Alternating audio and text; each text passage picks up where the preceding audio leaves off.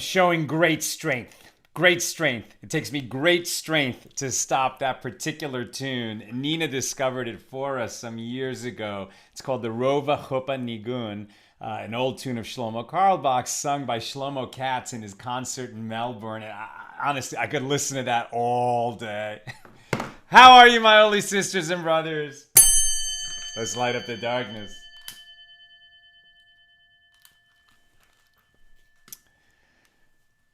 Okay.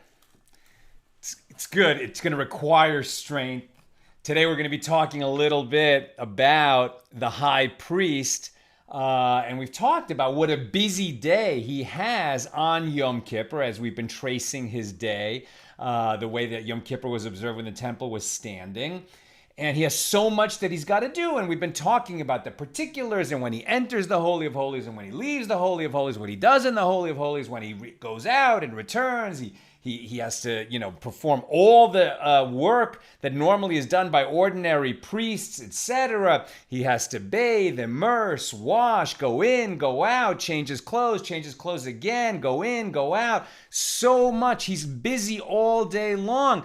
And let's not forget that he's fasting. The high priest is fasting on that day of Yom Kippur. We're going to be discussing that in today's page. The sages are mindful, the tradition is mindful that a person who is fasting can make mistakes, and he needs a little bit of help just to keep things straight. And I'm particularly thinking about that today. It's a nice little coincidence that we're going to be talking about it on our daf, because I'm doing a little fast, not an absolute fast. I'm just kind of cleaning out the system a little bit by limiting my diet to just water with a little lemon and maple syrup and cayenne pepper. If anyone has ever done one of those cleansing fasts, I'm not doing the whole 10-day deal. I just want to go for 48 hours and just kind of reset the system a little bit. But, I feel like I'm not exactly myself today, so you'll forgive me if I make a mistake here or there. Who is with us as we get it going on a Sunday night? Some beautiful learning. It's a double daf. We're going to be doing pages 55 and 56 here in Tractate Yoma, the 6th volume of the Talmud. We're in chapter 5. We're continuing our discussion of Mishnah number 4. Who is with us today? Yehuda in South Carolina, Sharon in New Jersey, Stephen in New Hampshire, Melissa in New York, Renee in Bloomington, Tom saying Shavua Tov to all our friends, Paul in the Great Northwest, Nancy in North Carolina, Ann in Merced, William in Belton, South Carolina, Judy in Anaheim. People talking to each other, I always love. John in Sedona. Zach saying Shaloha. Are you in Hawaii, maybe? James says Shalom. Paula in Chicago. Steve in Tallahassee. Christo in Lubbock. Over there on the YouTube side, Lynn in North Texas. Rochelle in Modesto. Marjorie saying Shalom from Virginia. It feels good to be on time again. Marilyn, maybe your Hebrew name is Hadass, in Fort Worth, and having a wonderful time at a friend's wedding. Great to have you with us. And Gigi says Shavua Tov. Gigi's, you're in British Columbia, as I recall. Welcome, everybody. Let's get into it. It's a double daf. Lots to talk about. We're actually starting on the B side of page 54. Yesterday's page was so rich. If you missed that one, you definitely want to make that one up. And so we had this beautiful sort of philosophical teaching that comes at the end of yesterday's page. I wanted to leave it for today so it wouldn't get lost in all these other beautiful teachings of yesterday.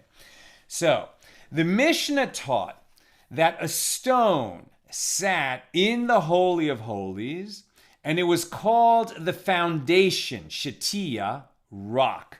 Right, so when the Ark of the Covenant was in the first temple, right, the Ark of the Covenant was hidden, as we talked about yesterday, never made it to the second temple. But in the first temple, the temple that Solomon built, the Ark of the Covenant rested on this large stone that protruded, some 3 finger breadths from the floor of the Holy of Holies. And this was the foundation stone. And now we're talking about that. A sage taught in the Tosefta. Why was it called Shatia? Why was it called the foundation stone? It is because the world was created, Hushtat. So that's the same shorish, the same root, Shatia and Hushtat, from it. The Gemara comments, we learned the Mishna in accordance with the opinion of the one who said that the world was created from Zion, or Hebrew Tzion, as it was taught in a Baraisa that Rabbi Eliezer says, and he's citing Job 38:38. The world was created from its center, as it is stated, quote, when the dust runs into a mass and the clods cleave fast together.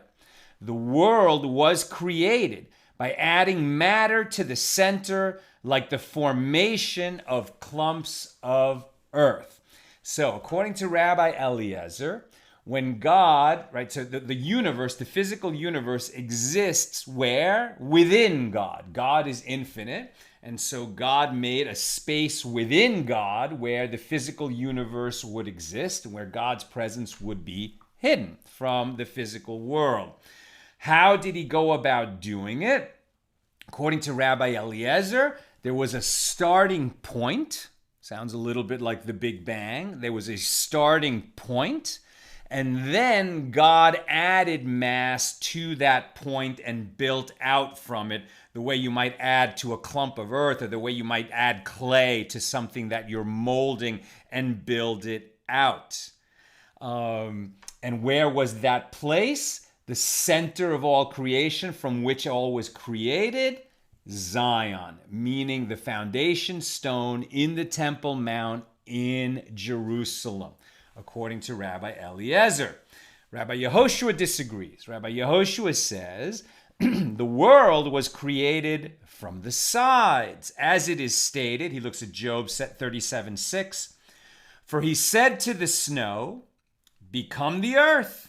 Likewise to the shower of rain and to the showers of his mighty rain. And for Rabbi Yehoshua, this verse indicates that the rains fell from all sides. It was like it rained in. It was like matter was raining in from this space that God created to contain the universe. And matter, in this case water, rained in from the outside. So if you look at the creation story, it all begins with water, right? And the Spirit of God was hovering above the waters. This kind of water, perhaps, is this is all very philosophical. We can't really understand this. We're just trying to have some kind of an understanding, or our sages are trying to have some kind of an understanding of how God made the world. And so there was the kind of spiritual fluid, as it were, and then there was actual water, and it kind of rained in and created the world as it came in from the sides, according to Rabbi Yehoshua. Rabbi Yitzchak Napacha said, the Holy One, blessed be He, cast a stone into the sea, from which the world was created, as it is stated, upon what were its foundations fastened, or who laid its cornerstone? Job 38:6. So that section of Job, right, is God saying, you don't understand, right? The question of the book of Job is, why does tragedy happen to the righteous? Why do the wicked prosper? Why do often the righteous suffer? And basically the answer is, we don't know. We can't understand it. God's ways are not our ways. And it's been that way since this universe was created. It's so far before and so beyond the human understanding that whatever we can say about it here is just sort of dim metaphors of metaphors of metaphors, echoes of echoes of echoes of what really happened. We can't understand it, and yet we try. It is the nature of the human mind to grapple with this. When we talk about, in Rabbi Yitzhak Nepacha's idea that the Holy One cast a stone into the sea, what is the sea? Does he mean that like the land of the earth, or in a sense, now that we understand more perhaps than our ancestors did about how space, the planets, the solar systems, the galaxies, etc., that perhaps, the whole physical universe came about within a sea of spirituality? Or perhaps they're talking about the earth itself, and then the earth was some kind of, and this is true, the way the earth was formed, at least according to modern science, that at a certain point the earth was very fluid and hot and gaseous, and then it took form and it gradually solidified.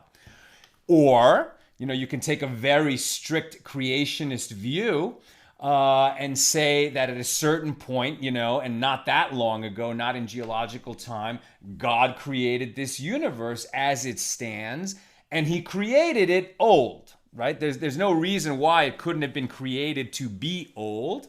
What I always like to say when we have trouble understanding these sorts of ideas is, imagine a person takes a puff of a cigarette, or just a person standing outside on a cold day, and he goes, right? And his breath forms mist. And you can see like the mist coming out of the mouth, or one with a cigarette, the smoke coming out of his mouth. And it would kind of go, psh, it would be like a little cone here, and then it would widen and form like a loose and very complex and beautiful cloud that we could never recreate. Every time somebody exhales or every time somebody blows smoke, it's a different little cloud that is created.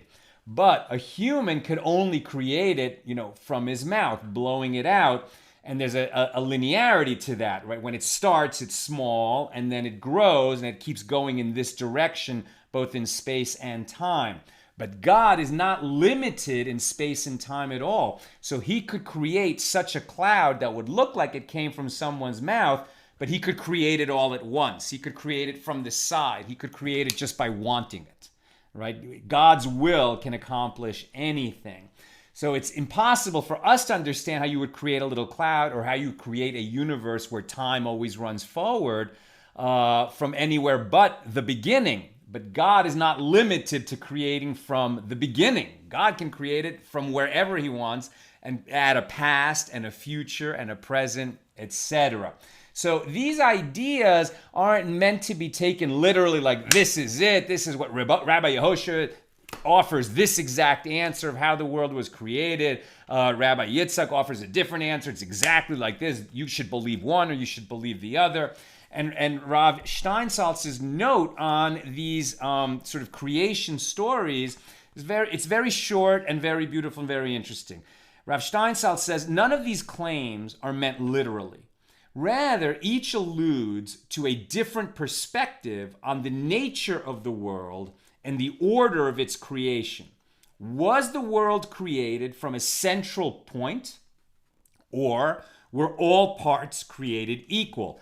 Those who say the earth was created from Zion maintain that the world was founded on a point of inner sanctity, the true center of its being. Right? Now, I certainly do believe that God created the world. Along with that belief, for me, the logical next step of that is that God created this world for a reason. Right?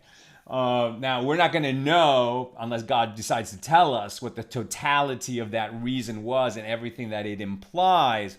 But there's a system, there's a reason, there's a purpose, there's a desire. God has a will and a desire that this world be. And once God put a Torah into the world, God told us what was good, right? What was good and what was bad, what is right and what is wrong, what is righteous and what is not.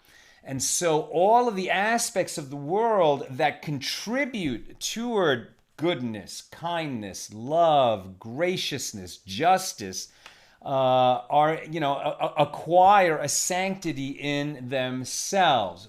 And nature and the universe itself, the physical universe, is a beautiful and amazing setting for all that goodness to be manifest. That's how I approach this.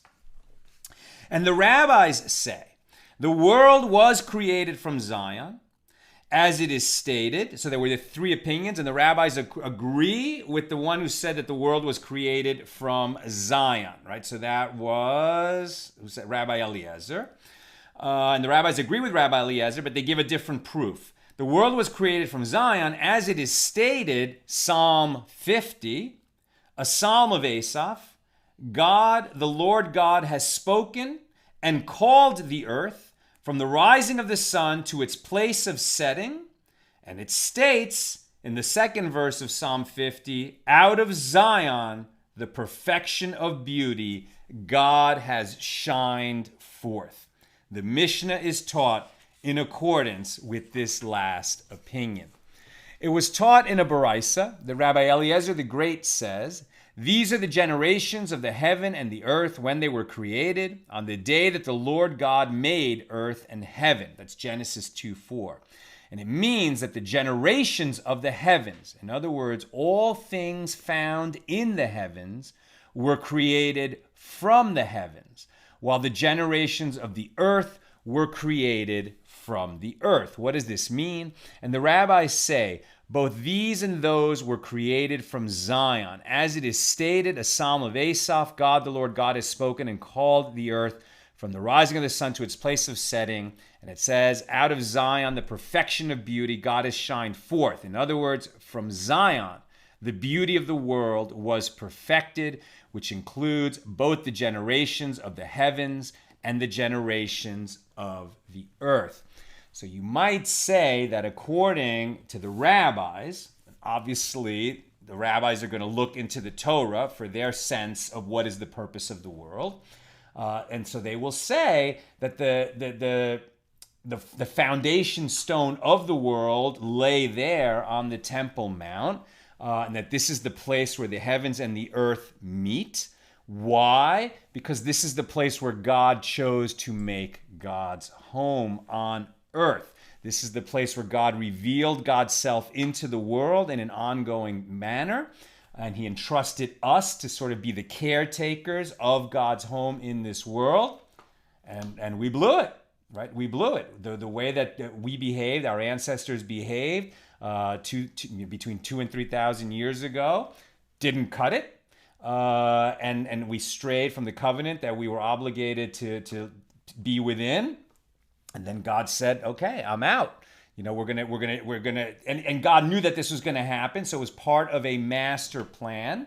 And basically, perhaps what God was saying was, you're not ready, the caretakers are not ready, the world is not ready. Eventually, the world will be ready, and that will be the Messianic age, and then we'll understand all of the mysteries of human history and of geological history, and why it was all created this way, and why there was apparent injustice in many places, why so many times the righteous suffered, why the wicked prospered. What this world is all about eventually will be revealed, and at that time, according to our sages, we'll realize once again that foundation stone is the place where heaven and earth meet. That concludes page 54. The rabbis will, now that Gemara returns to the discussion of what the high priest did in the Holy of Holies on Yom Kippur. And as we know, the first time he went in, he brought the incense, the coal pan and the incense, and he created that cloud of incense in the Holy of Holies. Then he left. Then he did the slaughtering of the bull, and he returned with the blood of the bull that atones for himself, his family, and his fellow priests. And then he did a sprinkling in the Holy of Holies of that blood, once up, sprinkle up once and down 7 times with his hand, up once and down 7 times. And now the sages are going to derive, and we're going to skip this part because it's kind of long and technical, but they're going to derive how they know that it says about the blood of the bull that he will sprinkle it 7 times, but it repeats it, and that's where they get that there's 1 sprinkling and then 7 sprinklings, that the 1 is different than the 7. And then they'll derive that the blood of the goat, after he comes out of the Holy of Holies, he goes out, he slaughters the Yom Kippur goat. 1 goat sent to the wilderness, the other one slaughtered there in the temple, collects its blood, goes back into the Holy of Holies, and does the same kind of sprinkling with the goat's blood. And the sages derive that it does get sprinkled the same way as the blood of the bull. 1 time up and 7 times down. So then we pick it up on sort of toward the bottom of the A side of page 55. And the Mishna states that the high priest counted. So now so we know that he does this 1 time up and 7 times down. He does it with the bull's blood and then again with the goat's blood. But the way that he counts is actually very interesting. He doesn't just say, okay, 1 and then 1, 2, 3, 4, 5, 6, 7. He doesn't do that.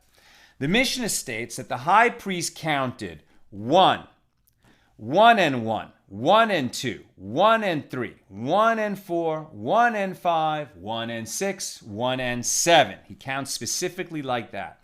And the sages taught in a baraisa that when sprinkling, the high priest counted 1, 1 and 1, 1 and 2, etc., as I just said. This is the statement of Rabbi Meir. Rabbi Yehuda says that he counted 1, 1 and 1, 2 and 1, 3 and 1, 4 and 1, 5 and 1, 6 and 1, 7 and 1. Instead of 1 and 1, 1 and 2, 1 and 3, you would count 1 and 1, 2 and 1, 3 and 1, the larger number first, according to Rabbi Yehuda. And the Gemara comments, they do not disagree about the matter itself, that the high priest sprinkles once upward and 7 times downward. Rather, this sage rules in accordance with the norm in his place, and this sage rules in accordance with the norm in his place. In one place, they counted the smaller number first, while in the other, they would count the larger number first. What does that mean in his place? They only do this, the high priest does it on Yom Kippur. Where else do they do this kind of counting?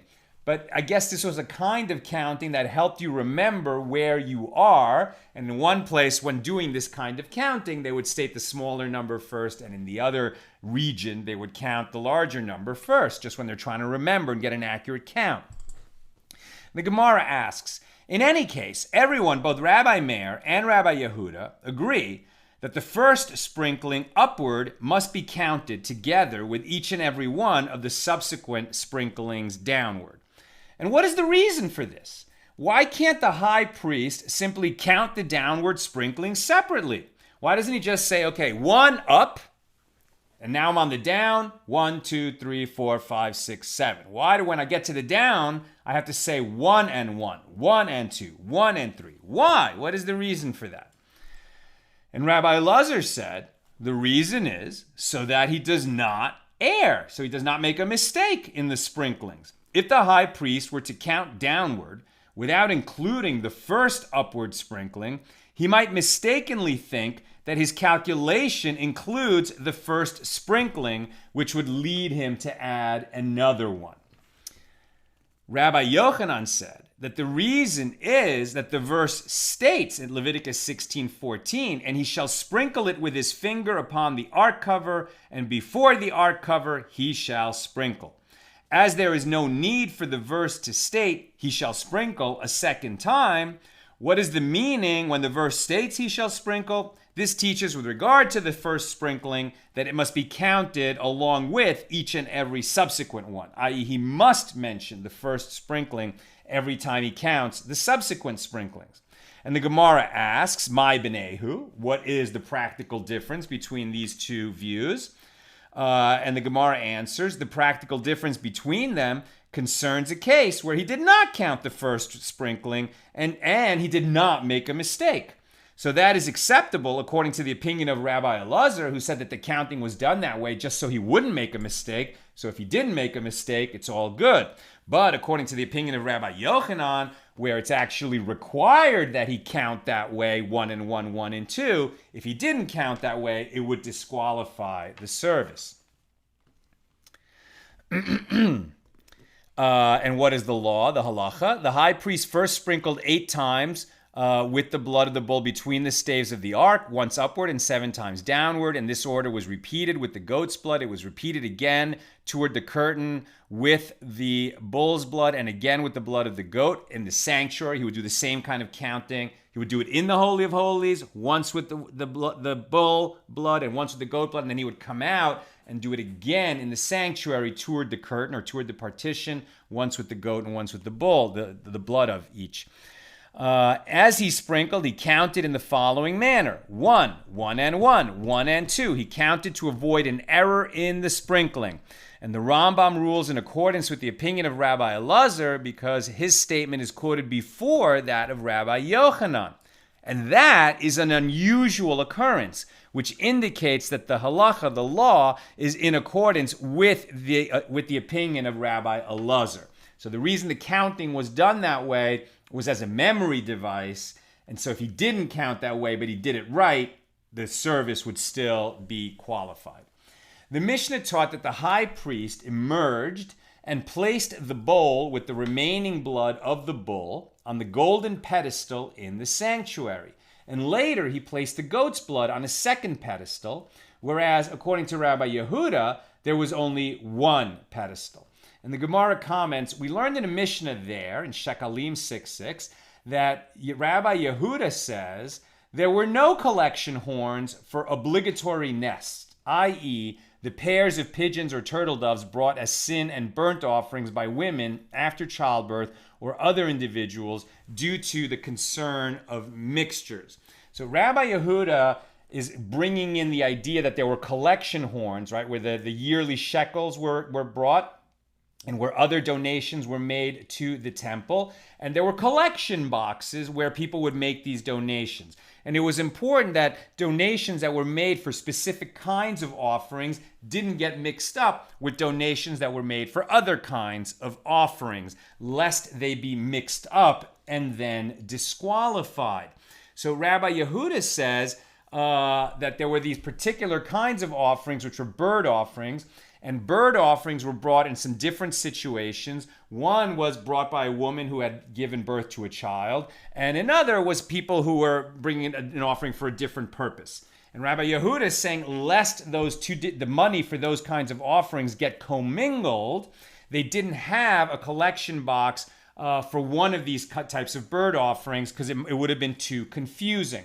And the Gemara asks, and therefore, this is why Rabbi Yehuda says that with regard to the golden pedestal in the sanctuary where the high priest on Yom Kippur would come out. Remember, he's dealing with the blood of two different animals, of the bull and of the goat. The bull is like a private offering. It's for himself, his family, and the other priests.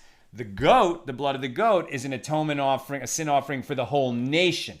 They cannot get commingled. Lest he mix them up, they don't want there to be two pedestals, and then he could get confused. So according to Rabbi Yehuda, there was only one pedestal. So if he comes out with the vessel containing the bull's blood, well, then he knows that the one over there is the goat's blood. He's going to pick that up and put the other one down. Now there's no confusion. According to the rabbis, there were two pedestals. One for the vessel that contains the bull's blood and one that contains the vessel for the goat's blood. Or that can, be like a stand for, because these vessels, you can't put them down on the ground. That's why you need the pedestal. You need a pedestal to put it on. The rabbi said there were two separate pedestals. Rabbi Yehuda says, no, that would be too confusing. That's what they're talking about. So the Gemara asks, what is the meaning of the phrase, due to a mixture?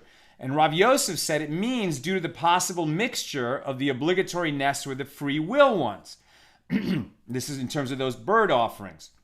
There was a concern lest the priest mix the money given for the as I explained. And Abaye said to him, and let us prepare two different collection horns or collection boxes and write on the boxes which is for what. Okay, so this box is for the obligatory offerings and this box is for the money for the free will offerings, and now they won't get mixed up because they're clearly labeled. And the Gemara answers, Rabbi Yehuda does not accept that one may rely on writing or an inscription in a situation where an error is possible. How do we know that about Rabbi Yehuda? As we learned in the Mishna, that Rabbi Yehuda says there was only one pedestal in the temple on which to place the blood of the bull or of the goat. What is the reason that they did not place two pedestals there? And the reason is because the pedestals might be exchanged for one another. And he might take the goat's blood instead of that of the bull. But in that case, let us place two pedestals and write on them which one is for the bull and which one is for the goat. Rather, it is clear that Rabbi Yehuda does not accept that one may rely on writing on an inscription in a situation where error is possible. Now, this is a beautiful lesson for us. You might think, like, okay, I might get confused, so I'm going to write it down. Okay, if I write it down, I won't get confused. Rabbi Yehuda is saying, no, you can write it down and still get confused. You better have a more reliable, visual, super clear system that will ensure you don't confuse two things that might otherwise get confused. Now, the Gemara is going to explore, is it really so that Rabbi Yehuda does not rely on writing? Maybe there's another principle that we know Rabbi Yehuda does not rely on, does not hold by, which is called retroactive clarification, which might come to bear, at least with respect to these collection boxes, where you would say, well, we're not sure which money came in, but we can say at the end, whatever's left over, we're going to deem that it was assigned to this purpose from the beginning. And that is used sometimes, for example, if a person has some wine which has not been tithed, right? Now, you can't separate tithes on Shabbos.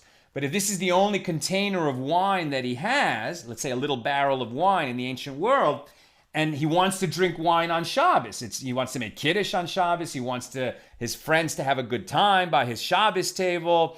But they can't drink untithed wine, and they can't separate tithes on Shabbos. So what do? He makes a declaration. I hereby set aside the tithes, 2% for the Kohen, the next 10% for the Levite, and the next 10% for the second tithe that I'll use to take with me when I go up to Jerusalem for a pilgrimage festival.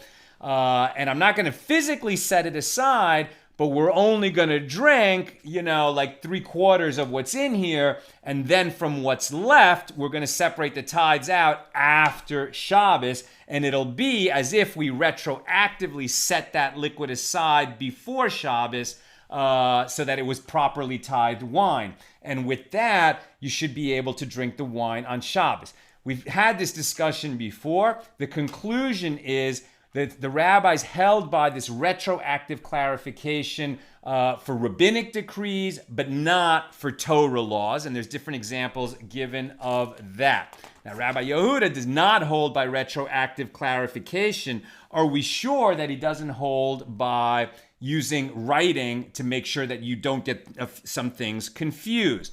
And now, so we skip down to the bottom of page 56 on the B side.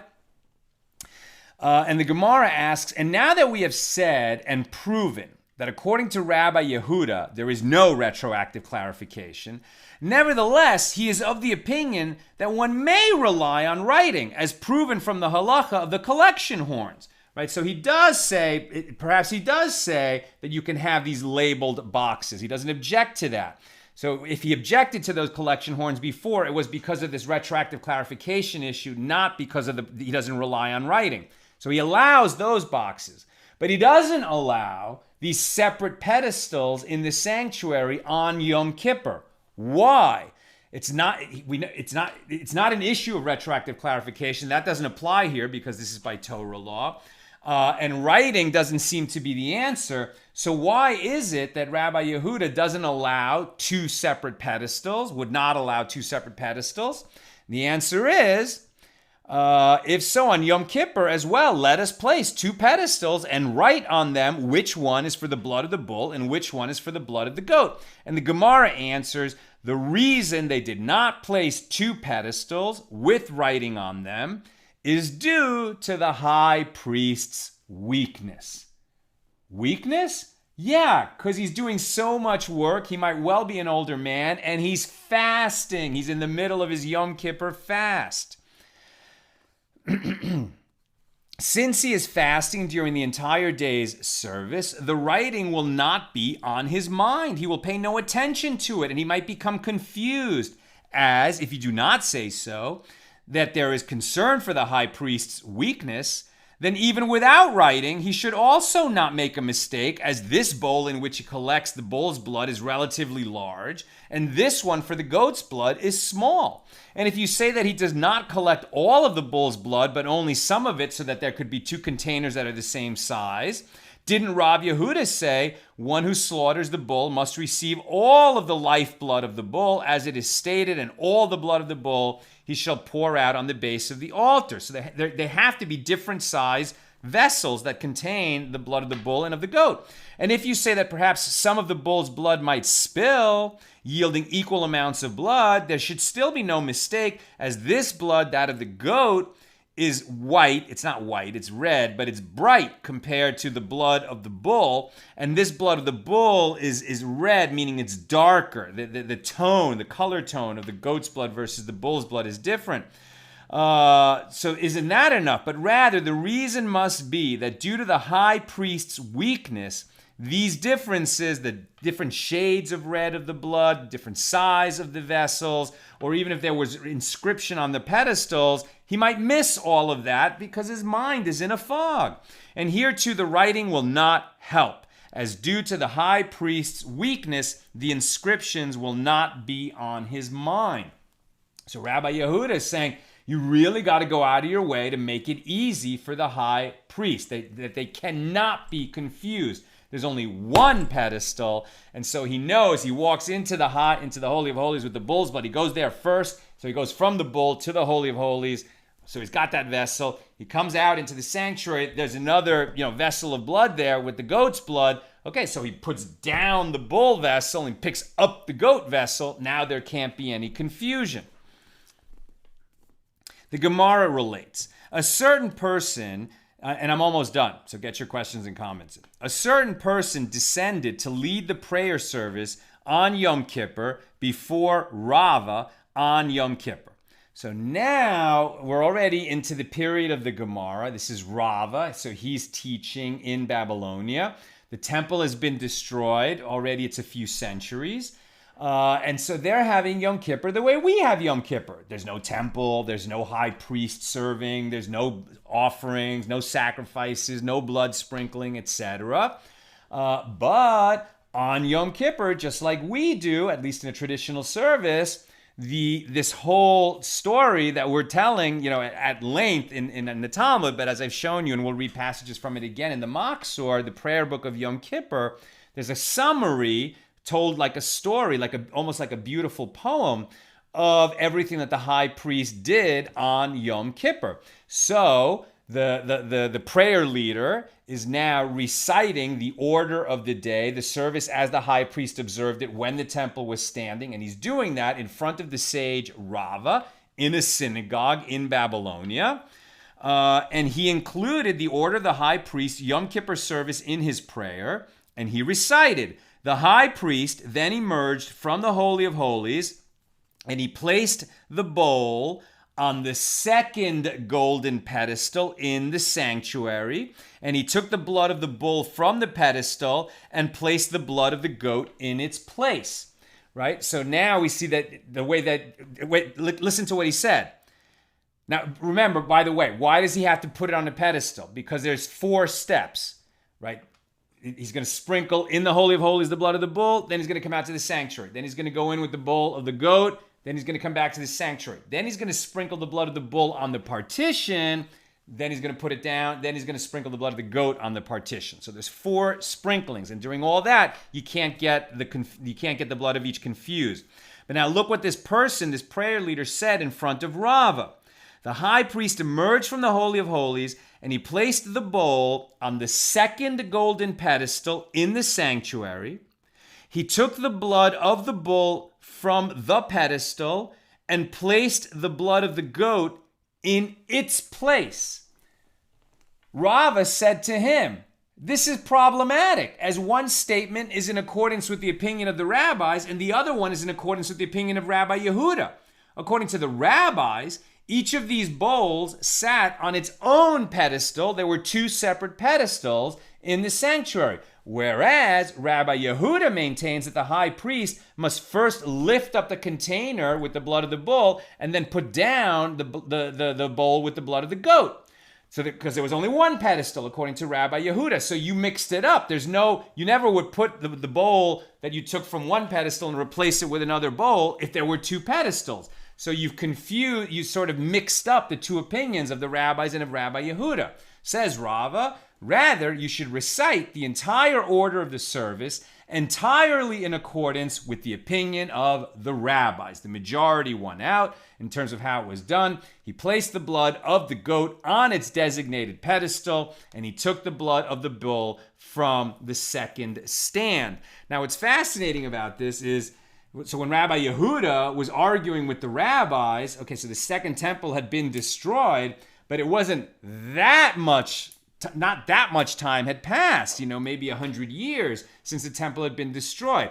When the temple stood, they were doing this service every year. This isn't hypothetical. Like you would think that they would just know which way it was done, but they didn't, right? They didn't. Maybe it was done different way at different times, or maybe it was done the way that the rabbis said, but Rabbi Yehuda had a rationale for why it should have been done this other way, and his rationale was so strong that it introduced a doubt. And maybe Rabbi Yehuda's right, but the rabbi said, no, we're sure we're right, and overruled him. But it now came down to a vote rather than a historical record. All right, let's go to comments and questions.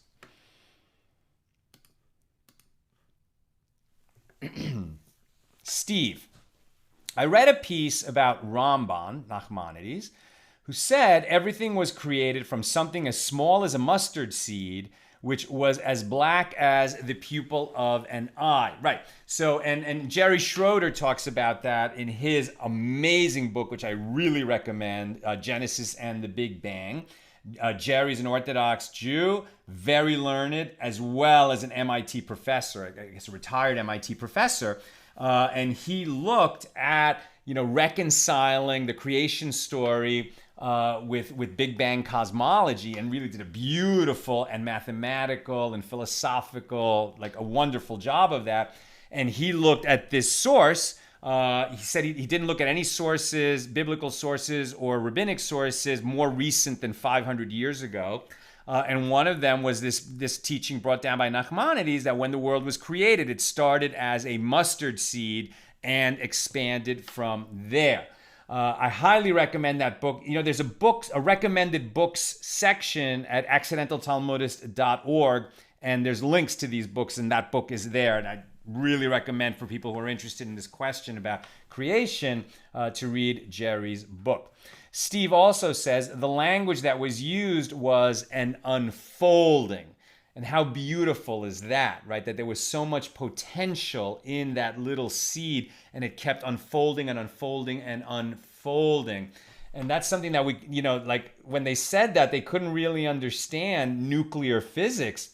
But now, with our advanced understanding of physics, scientists can point out and look into the atom, and what seems to us to be solid actually is tremendous. Like so much of it is empty. Right? And what holds matter together and makes it solid is these nuclear forces that keep the protons and electrons and neutrons in their location, even though the particles themselves occupy so little space within an atom. It's amazing that anything is solid. This is most of it is empty space, and yet it holds its solidity. The more you understand physics, Einstein himself, right, came to be a very spiritual person, giving quotes like, God doesn't play dice with the universe. And, really the more you tune into just how beautiful the structure of reality is, the more radically amazed and spiritual a person can become. Sharon, this type of counting, the 1 and 1, 2 and 1, 3, or 1 and 2, 1 and 3, 1 and 4, that the priest would do to make sure he didn't count wrong when he was doing all those sprinklings. Sharon says this type of counting is done with congregational response in our shul and assume in others as well. I guess you're talking about on Yom Kippur? How beautiful. I don't know if we do that in our shul or not. Maybe we do. I'm so lost. I'm like so in the, I get to a very, very high spiritual place on Yom Kippur, so I'm not even sure if we do that in our ritual or not. Tom, is the bull vessel empty when he exchanges it for the goat's blood vessel? No, it is not. It's practically full. Because when he's doing the sprinklings, it's just a few drops that comes out. Right? It's really only a little bit of blood that gets sprinkled. And then what the part that we skipped today is like his hand makes this whipping motion, but it's not like wham, it's just like a little bit. So it's like one up and then 1 and 1 down, 1 and 2 down, 1 and 3 down. And the Mishna and the Gemara discuss like that the blood in the first temple or in the tabernacle, there's divided opinions whether the sprinkling should even reach the ark. It certainly shouldn't go on top of the ark. Maybe it's just being sprinkled in front of the ark. Certainly in the second temple period, it was just going onto that foundation stone.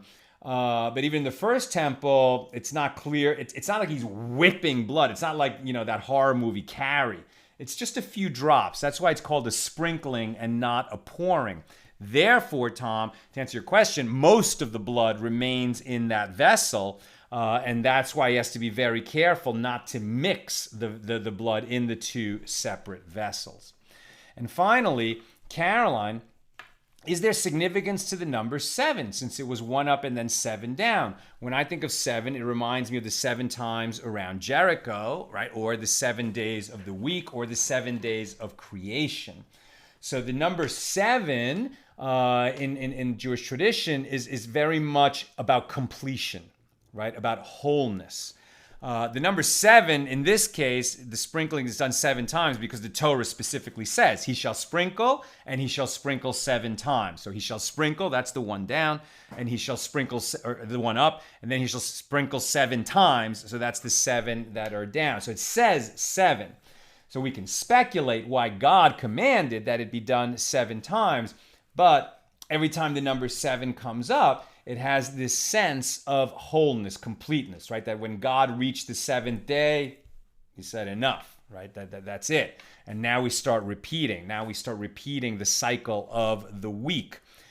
The number 8 carries that sense of beyond nature, beyond wholeness, beyond the completeness of this world. And that's why Hanukkah is an 8-day holiday. It's miraculous. The number 8 connotes miracles. But the number 7 is like God is satisfied, right? So when God says sprinkle 7 times, it's like the nation is not whole. The nation is not, sort of in God's good graces, until Yom Kippur comes around and makes an atonement for all of our transgressions. And that's why Yom Kippur is difficult, it's long, it's long prayers, we afflict ourselves, we fast, etc. But there's a great joy associated with it because we come out of it purified, clean, back in God's good graces, at least for the most part. At least we hope that that's what is happening. We know that God's capacity to forgive is infinite. We just hope that, but he will also exact justice. And that's why we always ask him to let his attribute of mercy overcome his attribute of justice with respect to us, because we know that we could not survive otherwise. That's what I've got for us today. With God's help, we'll be together again tomorrow night at the regular time, 6 p.m. Pacific, and we'll continue, God willing, with page 57 here in Tractate Yoma. All the best.